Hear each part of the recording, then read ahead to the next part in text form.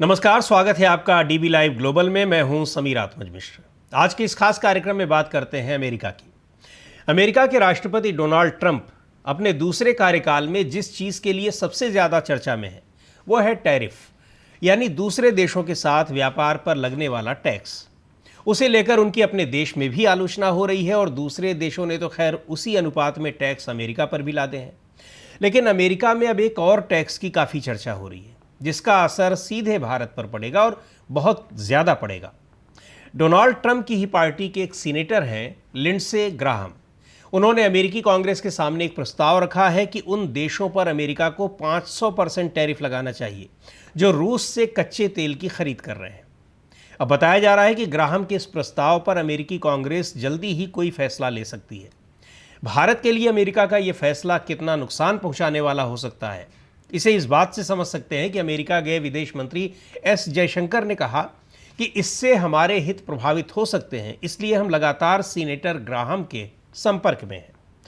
Lindsey Graham का तर्क है कि यदि कोई देश रूस से कुछ भी खरीद रहा है लेकिन यूक्रेन की मदद नहीं कर रहा है तो अमेरिका में उस देश से आने वाले सामान पर 500% टैरिफ लगाया जाना चाहिए।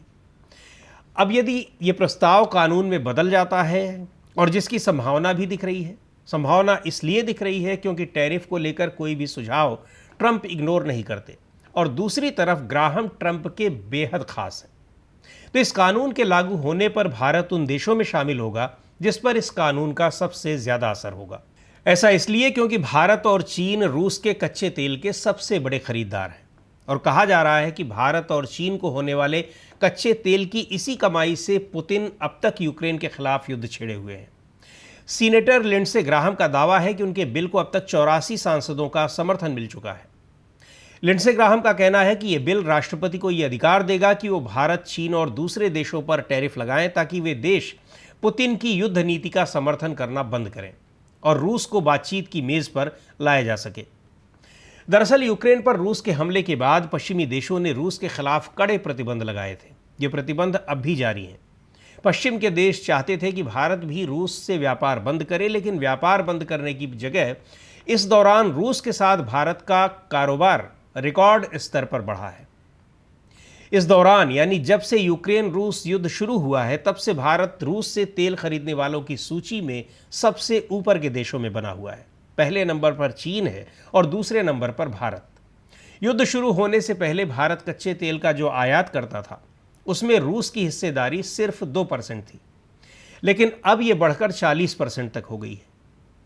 अब अमेरिकी कांग्रेस में रूस प्रतिबंध अधिनियम 2025 नाम के कानून को लागू करने की तैयारी में है और अगर ये पारित हो गया और फिर लागू कर दिया गया तो फिर उन देशों के सामान पर अमेरिका 500% का टैरिफ वसूलेगा जो रूस से तेल, प्राकृतिक गैस, पेट्रोलियम उत्पाद या फिर यूरेनियम खरीद रहे होंगे। जाहिर है भारत पर इसका सीधा असर होगा। सिर्फ भारत पर ही नहीं बल्कि चीन और दूसरे एशियाई देशों पर भी असर होगा।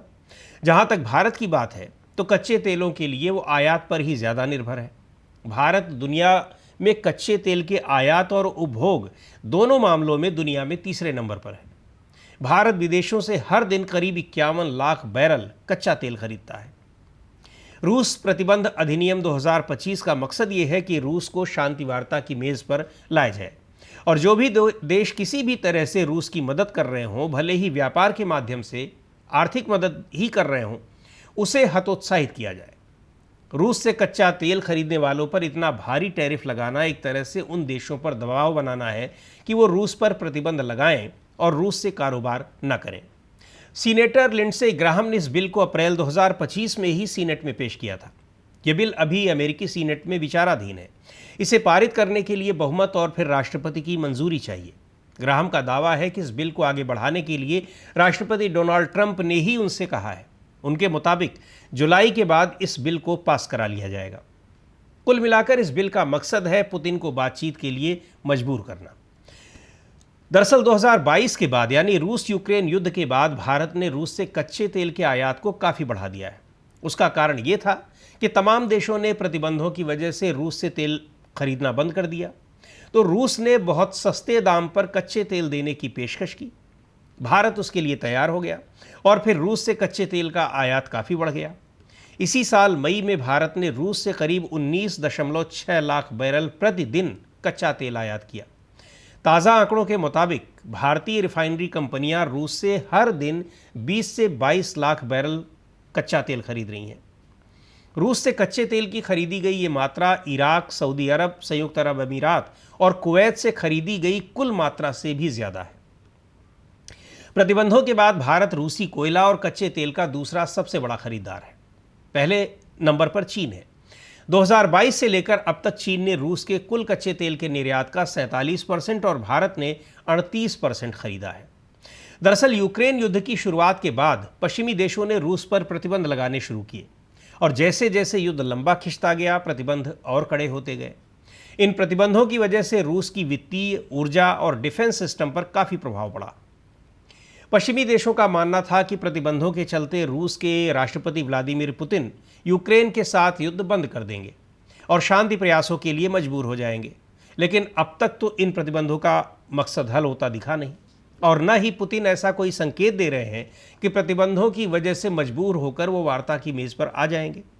अभी पिछले दिनों ही पुतिन ने सीधे तौर पर चेतावनी देते हुए कहा था कि यूरोपीय संघ रूस पर और ज़्यादा प्रतिबंध लगाते हो तो लगा लें, उनको कोई दिक्कत नहीं है, इसका नुकसान यूरोप को ही ज़्यादा होगा, ये पुतिन का कहना था।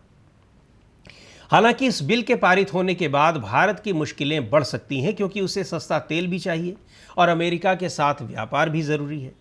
रूस यूक्रेन युद्ध को लेकर भारत का रुख अब तक संतुलन बनाने का रहा है, लेकिन अमेरिका का ये नया कानून भारत के लिए एक बड़ी चुनौती पेश कर सकता है।